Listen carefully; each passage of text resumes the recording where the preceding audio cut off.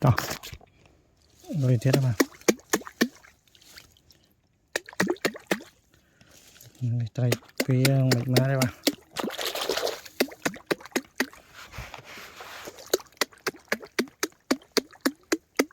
Xìm xí, bray.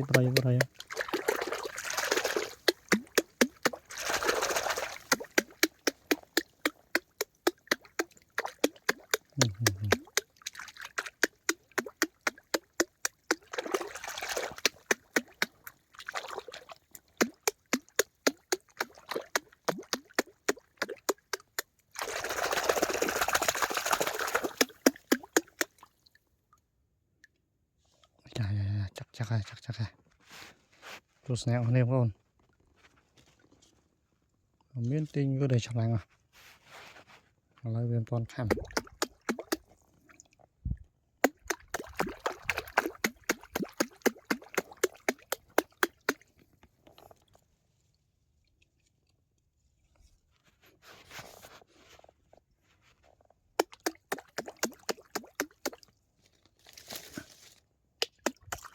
Nhưng là sự chọc lạnh tình chăng bà? Bạn đang bèn sưu lên bà, mồm xì mùi đó bà. Hai nó vì trong phó đầu vì hay bà, rồi giờ chạy thành màu lế nhá bà. Xì mùi thông bà, phần có đáy bà.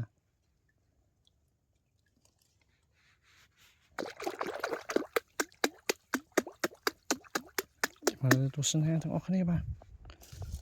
Bạn chậm ơ. Xì khăm bà.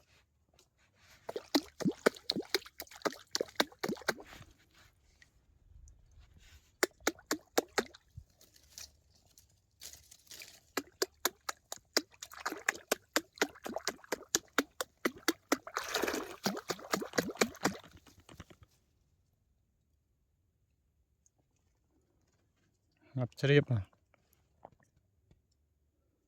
Rồi mày thả má đây bà.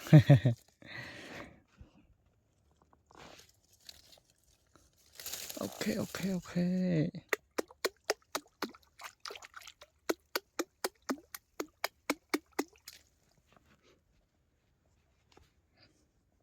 Dạ.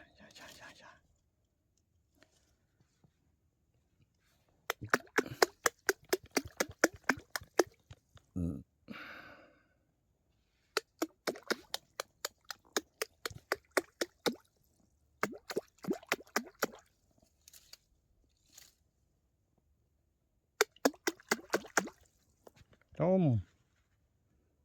Miền bầu lệch mùi phong. Ngặt chếp.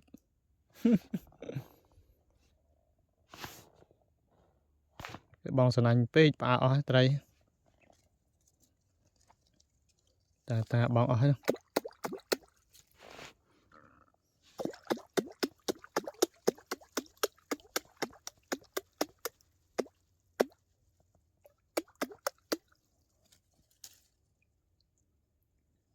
Chụp lệch mùi thôi.